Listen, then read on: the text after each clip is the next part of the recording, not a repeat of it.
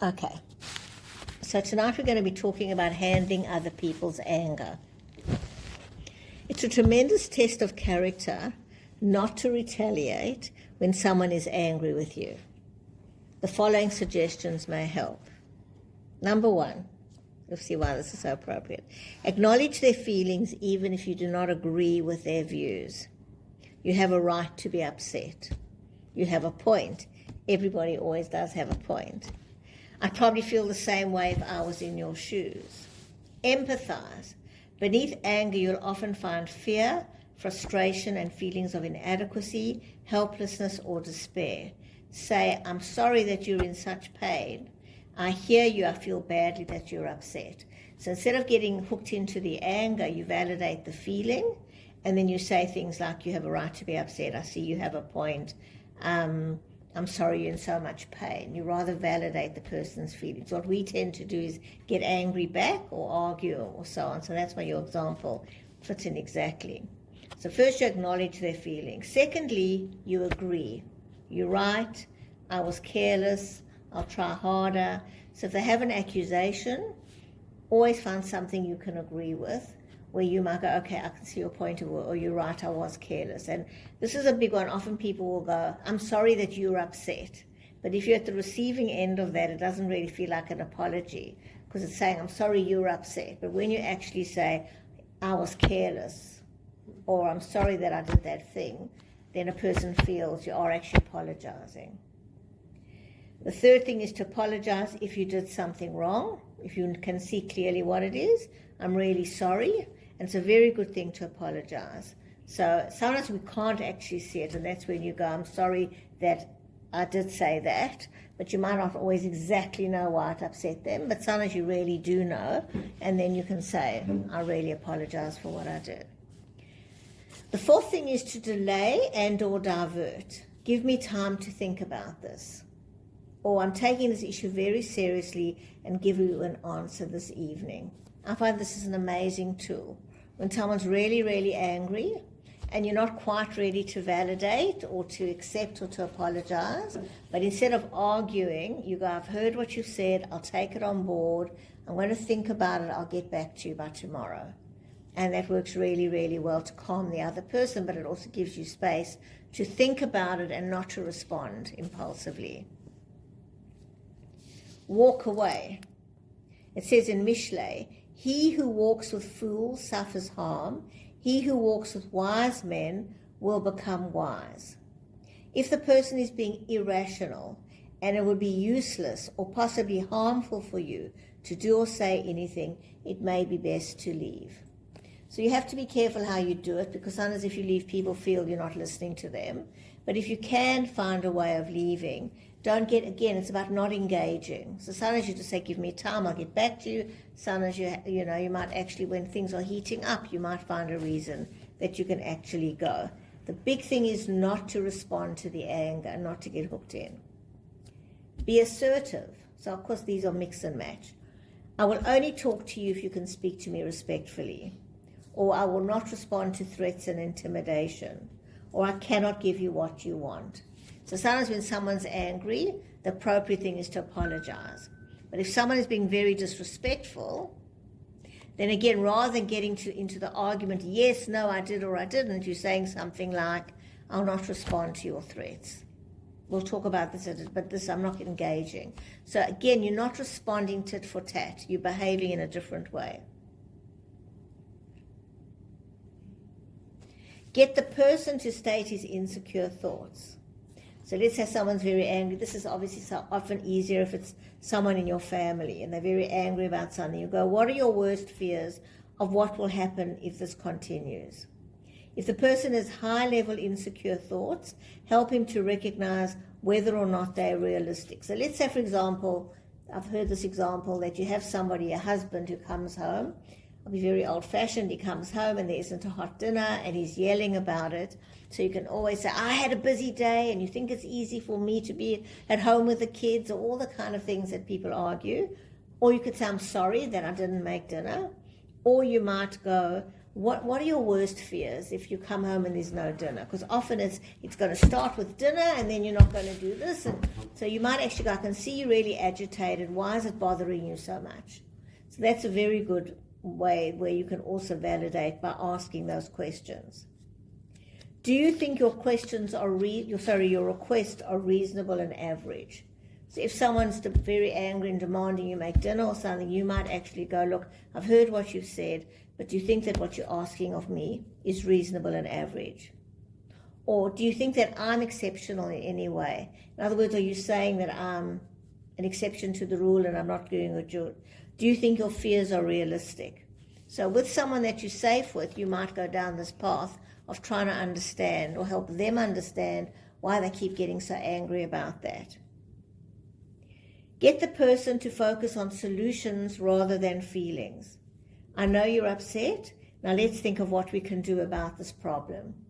So again, classic example, Rabbi Shishler talks about a lot. The husband comes home, there's no hot dinner. Instead of going, I'm also busy, you go, okay, I know you're upset. I know it's the second time this week that you're upset, but sometimes I'm not going to be able to make dinner. So let's think about what we can do on those nights that I can't make dinner. I'm not offering to make it because I can't, but I understand you're upset, so let's find a solution. Keep him from bringing up a list of past hurts. So when someone's angry, they love to bring in the past. You always do this, and last week and last year and 20 years ago. So you actually go, let's just focus on the present. I want to talk about what's happening right now. So again, can you see that you're being rational and you're not being hooked into the argument? Reassure. An angry person is apt to think that you have done something deliberately to hurt him. Reassure him. I really love you. Do you believe that? Do you think I don't care about you? I'm doing my best. I've absolutely no intention to hurt you. Do you believe me? So sometimes that feeling is, you're out to get me, and you reassure the person. Again, you're not promising to make the dinners, but you're saying, I do love you and I do what's best for you. So let's talk about the issue, and you can reassure. Ask, do you want to hear my side of the story, or do you want to believe your own version? If the person says, no, I don't want to hear your side, then you haven't wasted words or energy in talking. If he does want to hear, then his yes has obligated him to listen. Ask that question before you defend or excuse yourself in order to get the angry person's attention. So the person is yelling at you, you never make dinner, and I'm tired and I'm hungry, and you go, look, I do have a perspective. Would you like to hear my perspective? And if they say, no, I don't want to hear it, okay, there's nothing more to talk about when you are ready.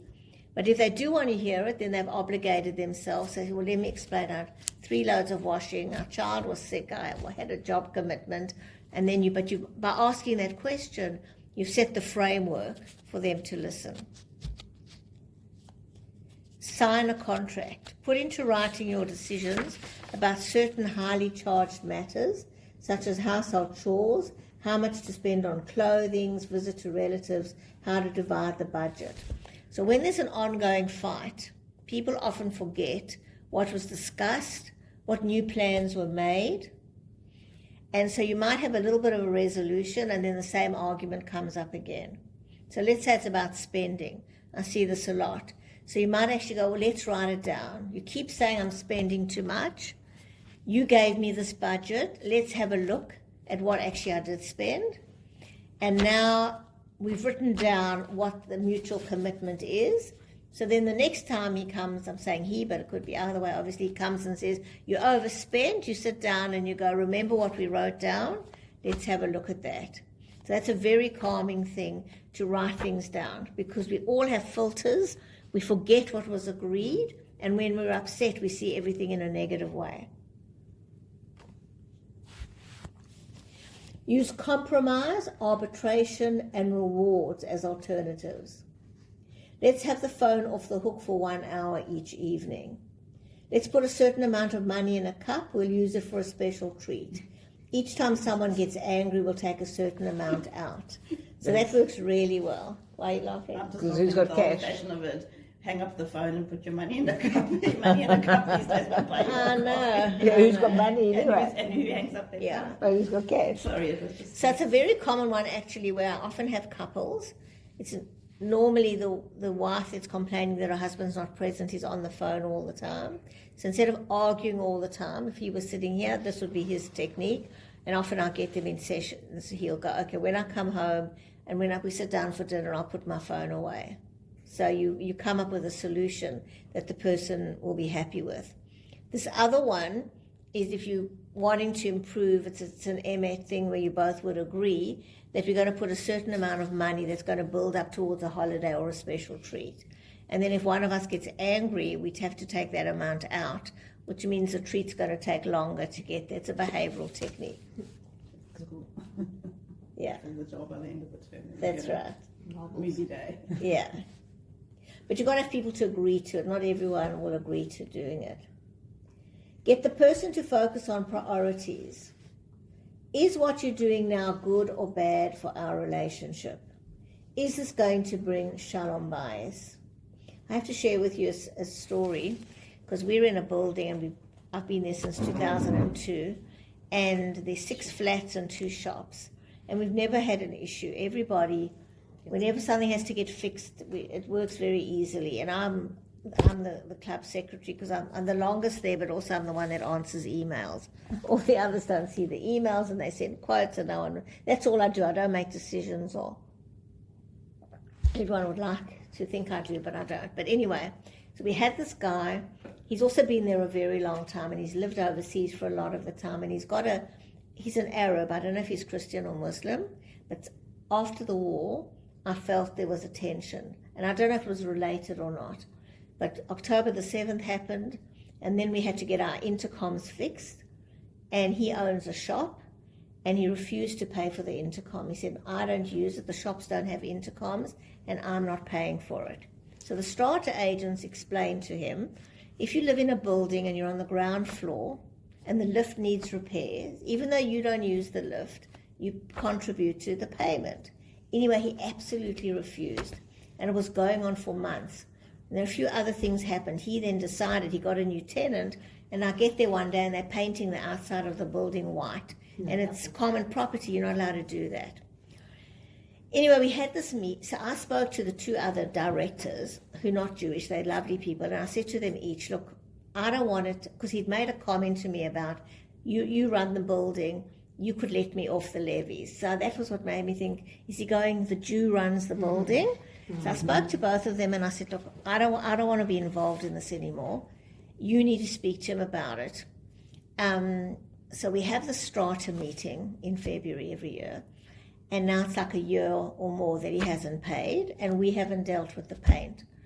And the one guy who's normally, I always tell him he's got the best EQ, he didn't come to the meeting, which is very rare. And it started getting very, very heated. And the guy who's the strata manager, I could see, was starting to threaten legal action, and it was very unpleasant. And I don't know what possessed me, but it was actually Emmet around. And I said to him, Joseph, yeah. I said, and this is what this was. I said, this is starting to turn nasty. I said, I've been in this building since 2002, and you've been here, and he said, yes. And I said, we've never ever had a fight in this building. That's what makes it a very special building, not one fight. And you are going to change the culture of this building if you go this way, because if you are going to refuse to pay for the levies, then we are going to have to do something about the fact you painted without permission. We can start a whole different culture.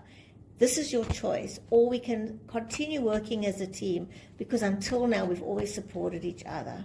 I was very emotional. I was like almost crying because Ivor wasn't there, and it like landed on me, and there was this silence, and then he went, okay, I'll pay, but I won't pay the interest. And we all said, that's fine. But it was such a moment where I saw that, thank God, I found the right words to actually go, what is your higher value?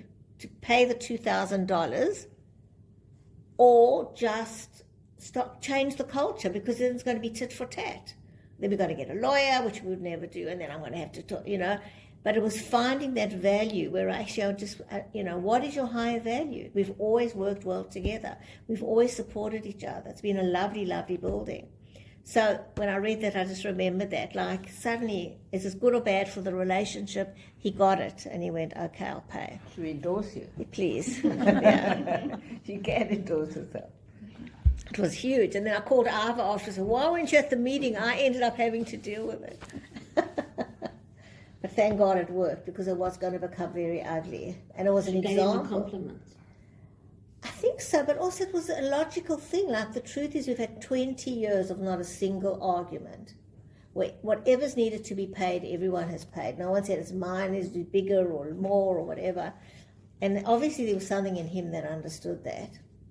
But I think also I could see the agent, Don, was starting to engage with him, and that would have been bad, because he started saying, well, then we'll just have to call in lawyers, because the Constitution 5.0, and that's what starts to happen. So I'd realised now, as I'm reading this, I hadn't thought about it, that's what I actually said to him, like, let's really focus on what's important. And it's over now, and it's great. So that's good. The building's still white. The building's still white, so then once he said he'll pay, I said to him, look, it's fine, we want your tenant to thrive, it's fine, but when it's over, you have to restore it. And he said, fine. It was like, once he'd said yes, it just became old. You do this, I'll do that, it'll be fine. So that was great. Number 15 is get outside help. Go to a third party if you cannot resolve your differences, or talk about matters calmly.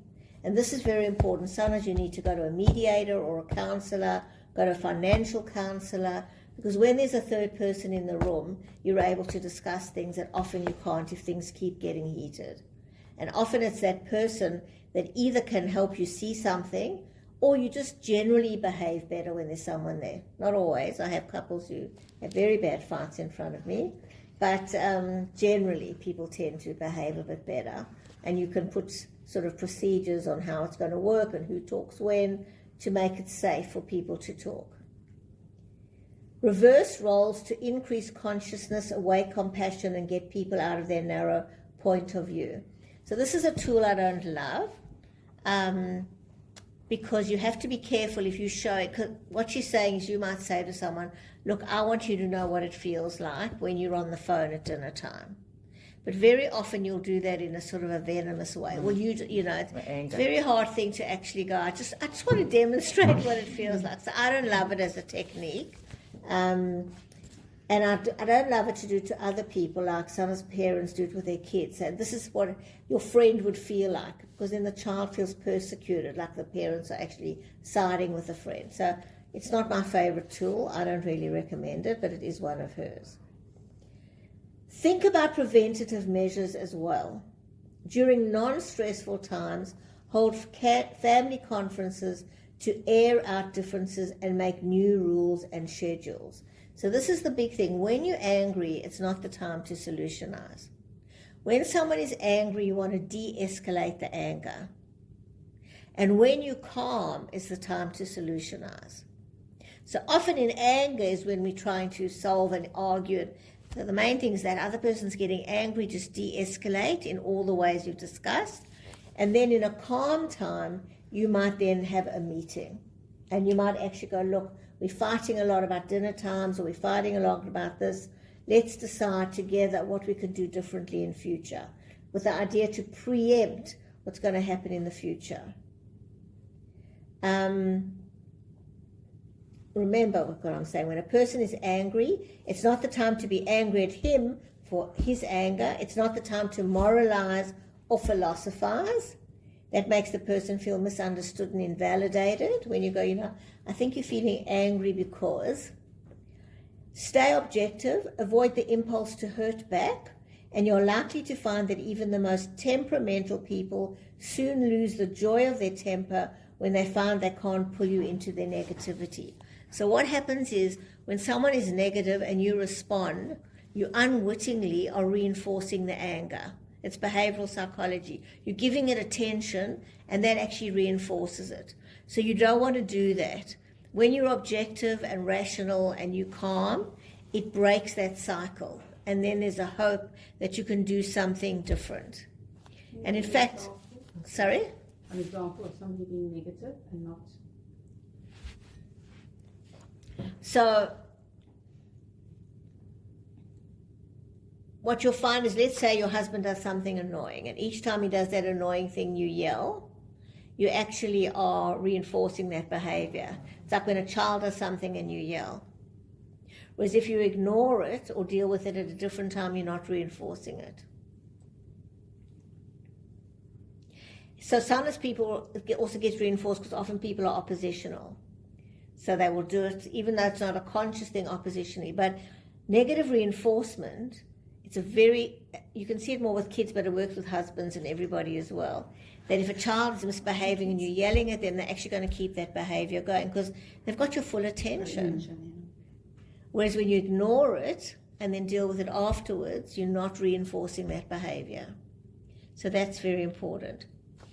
So there's a very old story that's told about somebody who went to a Kabbalist, and she said, my husband comes home and he's always a little bit drunk and he yells and screams at me, and then I feel humiliated, and I feel he's being unfair and he doesn't know how hard I've worked, so then I defend myself, and every night ends up in this big argument.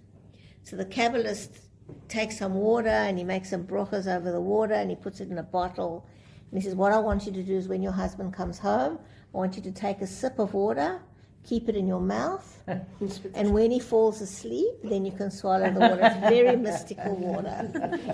Anyway, she does it for a few days. And what happens is he stops coming and starting with her because she doesn't respond, right? And it's that thing, she learned not to respond to it, and it broke the cycle. And this really does work, even if you know, to actually just go, I'm not going to respond, I'm just going to ignore it, or I'm just going to say, let's talk about it later, or I'm going to preempt it in a different way. And it actually makes a big difference. So many of our arguments are repetitive. I always tell the story many years ago. It's funny, you remember things. I had clients.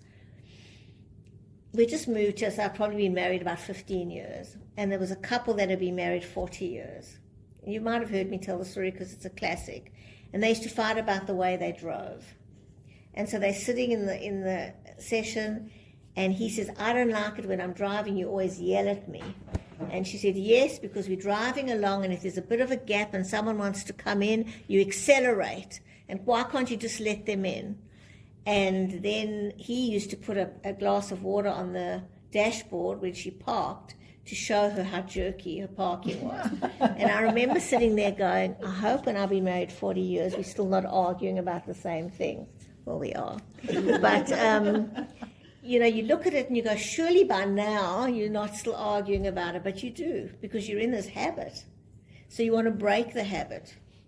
And one of the ways is to validate. One of the ways is to ignore it. If you can't walk away if you're in the car, to just ignore it. So I have one patient who very anxious, doesn't like the way her husband drives, and now she gets in the back of the car and closes her eyes because it was causing such fights. He refused to let her drive, and she decided either I'm going to go in my own car, but she actually sits in the back, so she lies on the back seat and she just closes her eyes.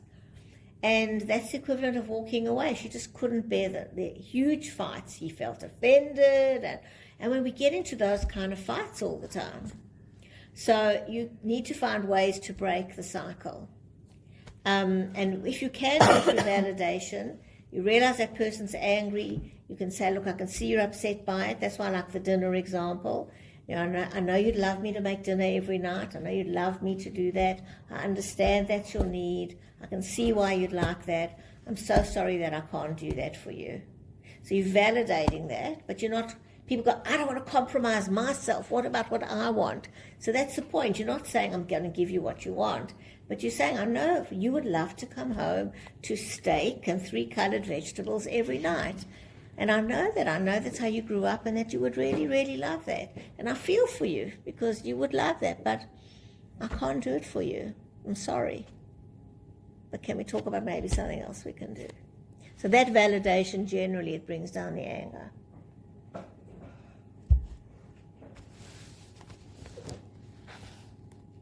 I don't know if it's here, we'll see. So, rebuke, sandwich it between love. So it's a Jewish concept to rebuke. And while it's a positive mitzvah, it's actually in the Torah in Vayikra. Putting people down is not. And that is why, I don't know if we say it here, but we actually don't do much rebuke now because we're not good. This generation are taking rebuke. We're not good at taking feedback. So it says in one Musa book, who is lowly? He who tries to lower others. In other words, who is lowly? A person who tries to put other people down. Actually shows you as being sort of low. Shame is the greatest pain. So when you tell someone off and you shame them, you cause huge pain in that person. That's why we don't like feedback, because we feel pain and shame. Is feedback criticism? Yeah, rebuke. Rebuke is criticism. You're right. So this is the thing. How do you give feedback that doesn't feel like criticism? Well, my husband doesn't think it's criticism. If he says something, and I take it as criticism, then I think, well, maybe I'm just sensitive. He says it's just like a fact. Yeah. He's not been critical, but I take it as critical. Yeah. Because you try so hard and you're doing your best and everything, and then you get a negative, but he doesn't. I think he's a bit on the spectrum or whatever. He really doesn't. I'm not joking. I think he sees it completely differently. Yeah. He can't understand why I'm being sensitive. He says I'm not being mean. I'm just stating the fact. Yeah. You make lots of errors in your text messages. You've made them. Every single text message you've written today has got errors in, and that's just a state. That's a fact. Yeah. Yeah. It's true. It's true. I don't. It feels It's not necessary to point it out. exactly. No, it's true. It feels like a criticism. I Exactly. feel it's criticism. And Yeah. Anyway. Yeah. No, it's a very true thing. Someone's just telling you the fact, or the soup is inedible. I don't like it. And you've just moved Just so give me. on Yeah, making that's it. right. Yeah, that's right. Yeah. I think it's, we all feel that over things. You Yeah. stand and you cook and then you think it wasn't so good as last week. Yeah, And why then didn't think- you use the same recipe? Did you Yeah. use the same recipe? Did you use the recipe? And then if I say, you stand and cook and I'll criticize the meal. Why did you change it? It was so good last time. I just can't remember what I did. I was busy the whole effing day. I can't remember what And I I did think last there's a time. male-female difference. I always tell think the so. story that Les had a friend that he used to call Fats, and he used to call Les rubbish because Les used to work in recycling. And I've always got this example, and they were great friends, and I used to say a woman would never do that. You wouldn't walk up to someone and say, Fats, how's it, rubbish? That's how they used to talk to each other. And it was a good example. They didn't think it was a bad thing. It was their humor, but you would never say that as a Well, they woman. mock you would each never. other, and they think it's actually Yeah, okay. yeah. We don't mock. We don't No. be sensitive to mocking each Yeah. other. But we are told, or I'm certainly told, I'm too sensitive. I'm told I'm too Yeah. sensitive, and then I think to Yeah. myself, well, maybe I am. Maybe as I've got older, I've become But what's wrong with sensitive being with people. And it actually really annoys me when people say, no, you're just Yeah. too sensitive. Well, that's I not, think- that's I exactly think the that- opposite of what Rena was saying, is to validate, and that's not validating. Yeah. It's doing exactly the opposite. Yeah, Because they're making it your problem. that's They're right. also straight away. That's right. Your problem is sensitive. Yeah. Doesn't mean it. However, having said that, I do think that, so it's both. If we're the ones who are giving it, we're going to learn now how to do it in the best possible way. But if we're receiving it, sometimes we have to establish for ourselves how we can cope better with it and actually know that sometimes. So I'll give you a true example that also happened to me many years ago. And I really knew. So, a lot of people, when you put on weight, you don't want anyone to point it out. You know you've put on weight, but the worst thing is, right? So I'm eating at a very good friend's for a meal, and her mother-in-law, who was starting to lose it, said, you've put on a lot of weight since I saw you give a talk and whatever. But I was actually okay with it. I said, you're right, I have. I've put on about 8 kilos. It's hard to hear. But I was actually okay with it, and my friend was like cringing, and I said, but it's actually a fact. True. Well, that's- I have. She didn't. But, in the past I would have been like devastated that someone pointed out which was something that was the truth. So that's something that it's worth working towards. That sometimes if it is a fact, we need to go, yes, I have put on weight, or yes, I'm not good at spelling, and not feel that's who I am. So we can't always get everybody to say it the right way. And if people sometimes just state a fact and we keep getting upset, there's some work we might be able to do. And I was very glad that I could do that. To this day, she always says, I don't know how you do it. I said, I honestly didn't. It was a fact, and I didn't mind because I knew she wasn't being horrible. She was just going, you look different to the last time I Remember saw you. Jackie Mason, Jack? Which one?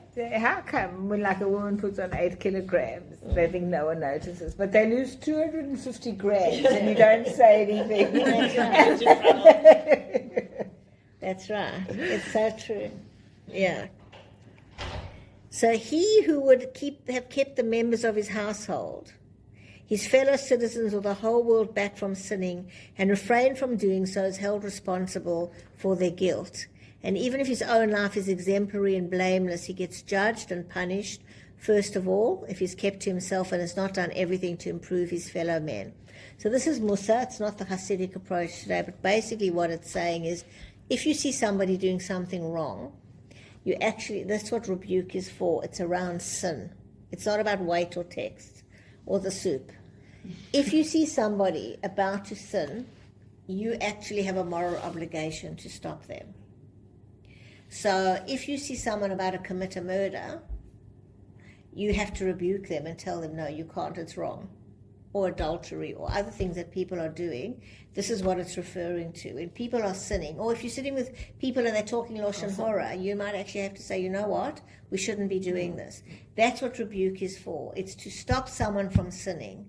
And that's why it's coming from love, because as a Jew, we don't want anyone else to sin. And it's saying that you are part of the guilt if you see it happening, but you're not actually doing anything to prevent it. So it's really an important thing, because sometimes we are complicit in what people are doing, and you have to be very careful not to be. You need to talk up and say something. So if you, for example, have a friend who's being mean to a family member, and you can do something because you think they are really being cruel, you should do something. That's what rebuke is. What you're doing is an avera, and you need to actually not to do it that way. How to do it is not always so easy. They take it as criticism. Because shame is such a great pain that if you're not careful, your rebuke is likely to be taken wrong and will simply cause the other person hurt, not improvement. So that's why we don't do it so much in this generation, because most of us can't take it. We don't want to be told what to do, and then we just feel hurt and we don't change our behaviors. So this is what I was going to quote earlier. Rabbi Zaria said, and this was written years ago, like 300 years ago, I should be surprised to find anybody living in our times who's ready to accept rebuke. And his colleague Rabbi Zaria said there could hardly be found anyone who could give it correctly.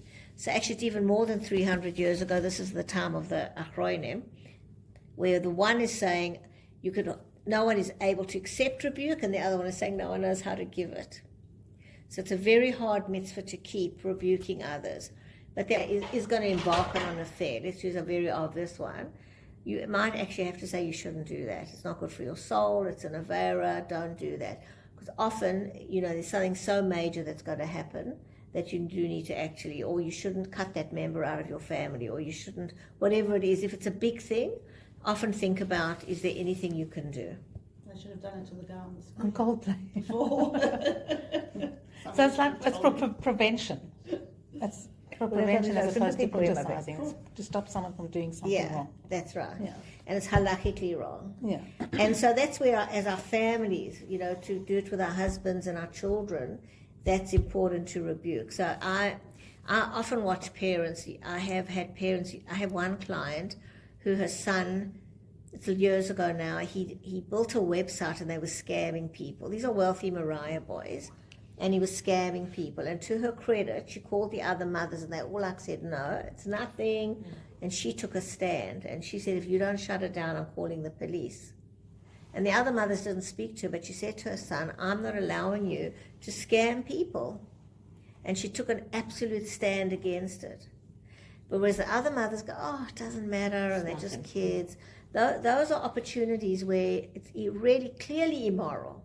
And you have to take a stand and tell your kids not to do it while you can. It's important to become familiar with the laws of rebuke so you can know how, when, and whom to rebuke without causing more damage. If you're feeling vindictive, angry, or are bearing a grudge against the other person and want to get back at them, it's not the time to give rebuke. So often we'll do it when we're angry. I see it as not, it's sort of like you see it in politics. Someone is in politics and it's going along quite well. And then suddenly, when there's a new election or something, all this dirt gets dragged up that everyone knew about before, but they're not using it to correct or help. They're doing it to really get rid of that person. Terrible.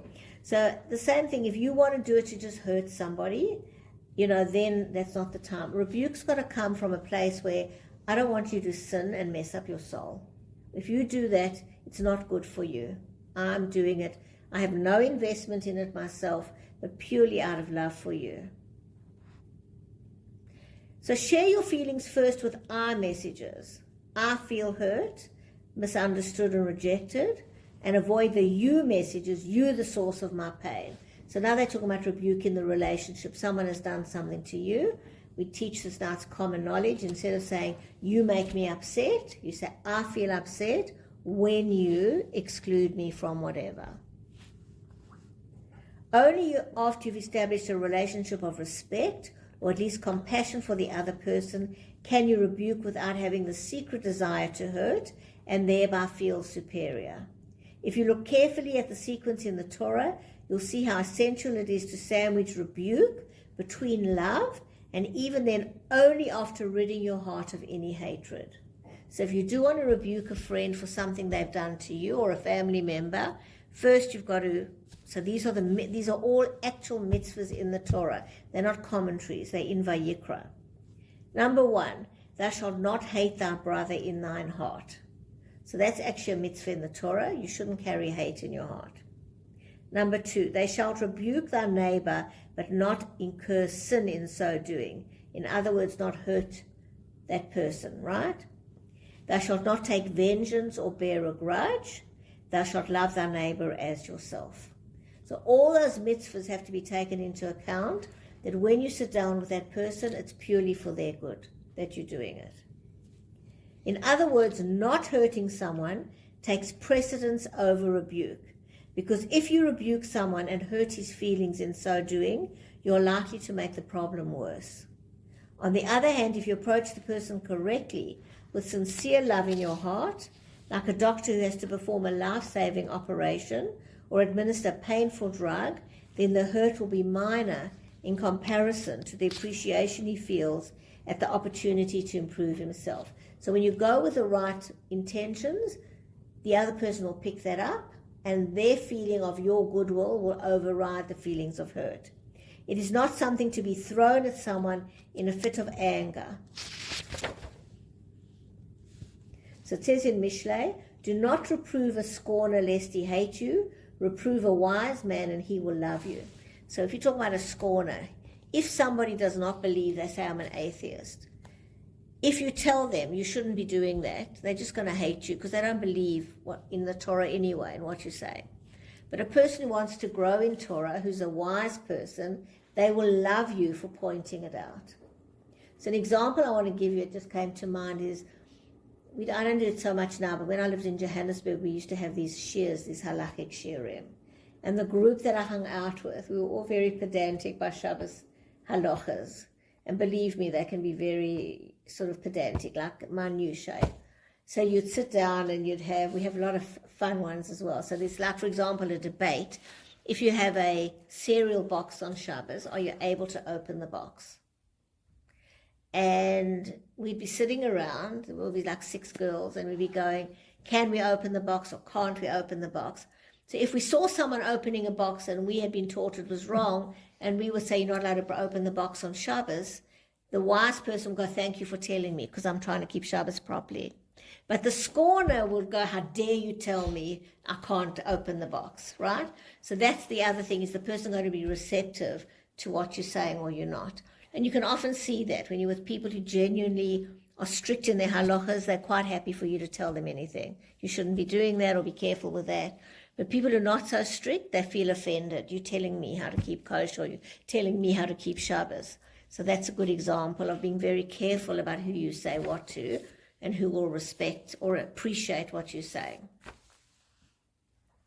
Well, I'm laughing about the cereal boxes. In South Africa, there are all the laws of what a Gentile can do. doesn't really apply here. But so we were sitting once, like a lot of 6 girls of us sitting around, and we had the cereal box, and we wanted breakfast. So we had, in those days, we would have a man, a Zulu man, who would clean the flats. Remember, they would polish with the red polish, the passage. So we're sitting in the flat, and we can hear, he's a big guy with big earrings, you know, the real Zulu guy. And we go to him, and we say, look, you're not allowed to ask directly on Shabbos. You can't say, please open the box, but you can hint.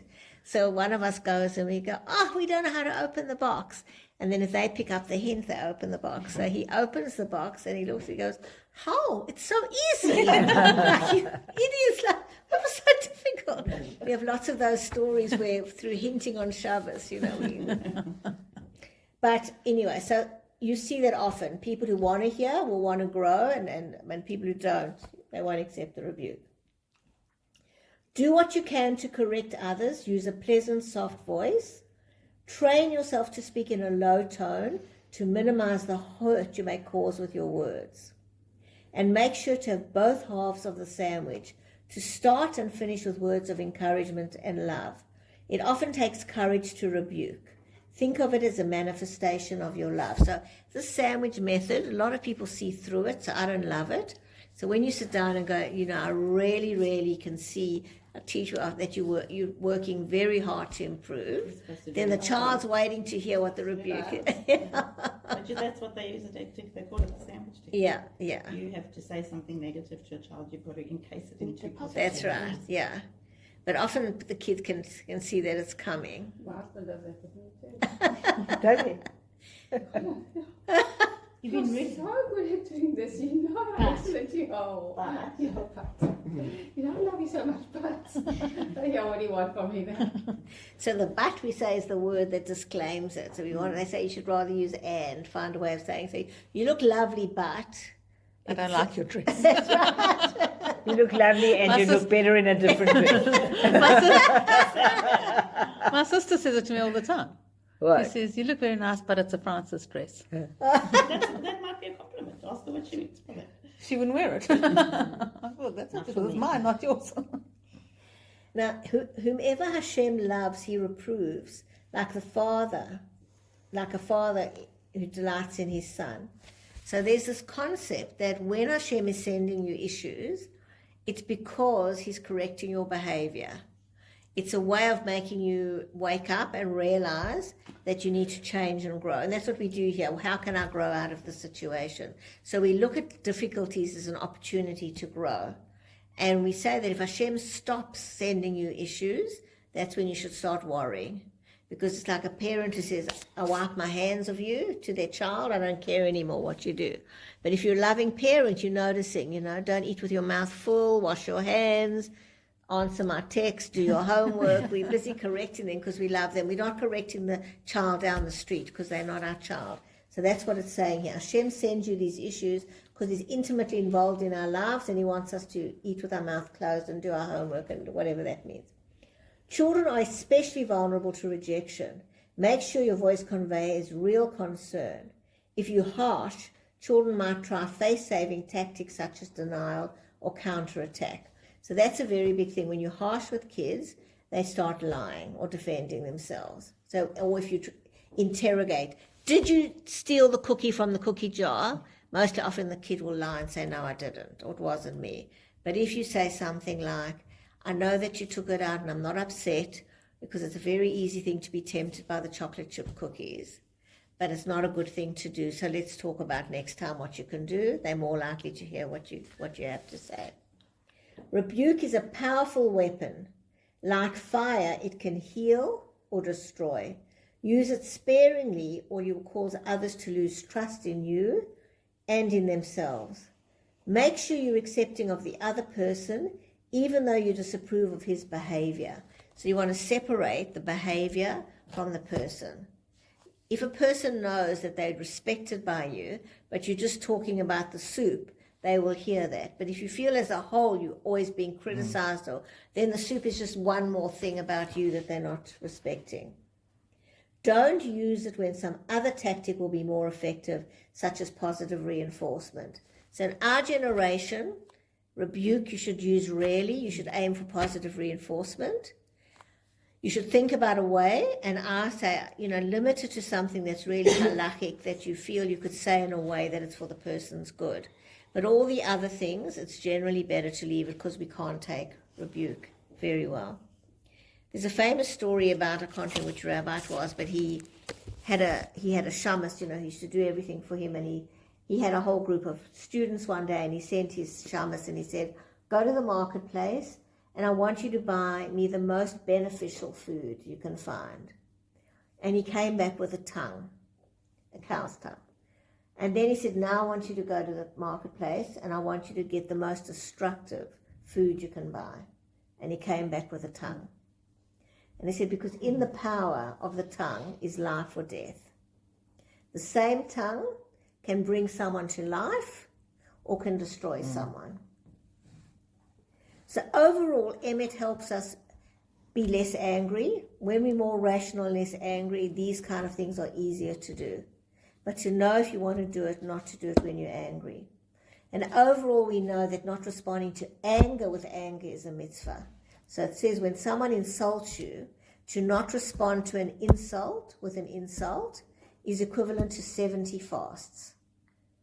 Imagine it's equivalent to 70 Yom Kippurs. Can we use it? Can we make it? Ren, can you just sit on my shoulders like every day? So that's the idea, that's what an elevated state is. When someone comes and insults you or yells at you and you don't respond, it's a very high level. And it's good for your soul. You're acting like an elevated human being. So overall, one wants to aim not to get angry, and then it's easier to decide whether you're going to rebuke or not. Anger has only one purpose. It's a feeling to tell you when you're in danger. And it's to give you the fuel to stand up, to protect yourself. And then once you've got that fuel, the way you deliver that protection may not be in being angry back. So anger is the feeling, hostility is when you act on that feeling. So if you feel that someone's invading your space and you feel angry, that's a good thing because I've got to put up boundaries. But then how you put up boundaries, you don't necessarily do it in a hostile way. You can still do it in a gentle way, in a firm way, in a kind way. There's a space between the anger and the hostility. But anger does have a purpose.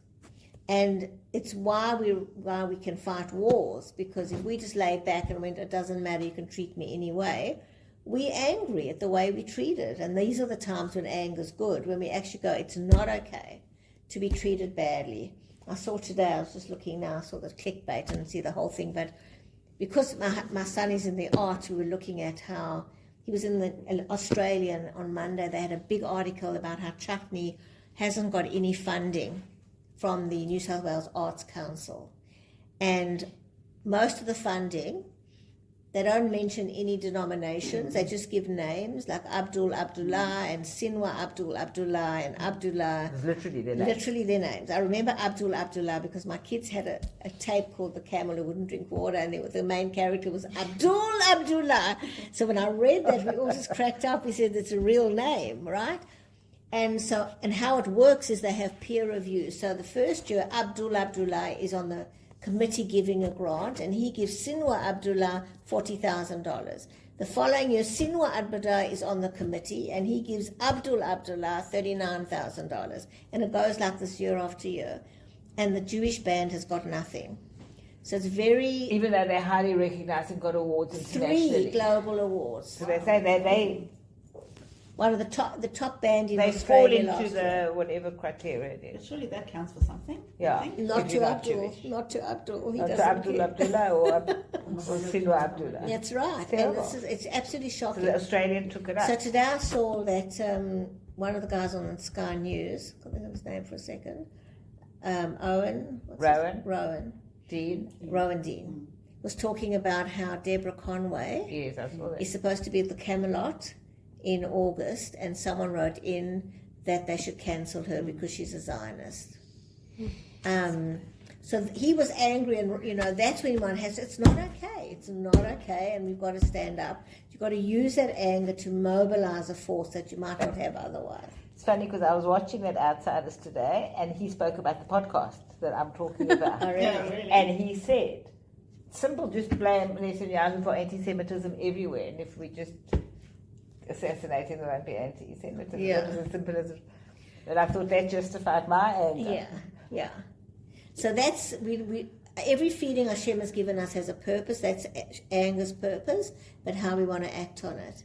But the more we are able to manage our anger, also it's easier to manage other people's anger in the sense of we don't escalate it. So if someone's getting upset with you, to just focus in what are they going through, what are they feeling, how do I want to respond to this, rather than getting hooked, which is so easy to do, and just respond back. And then it becomes tit for tat, and then it just escalates. So it's not easy. It's a very common thing to be angry, but that's the goal. Yeah. So we need to stand up for ourselves.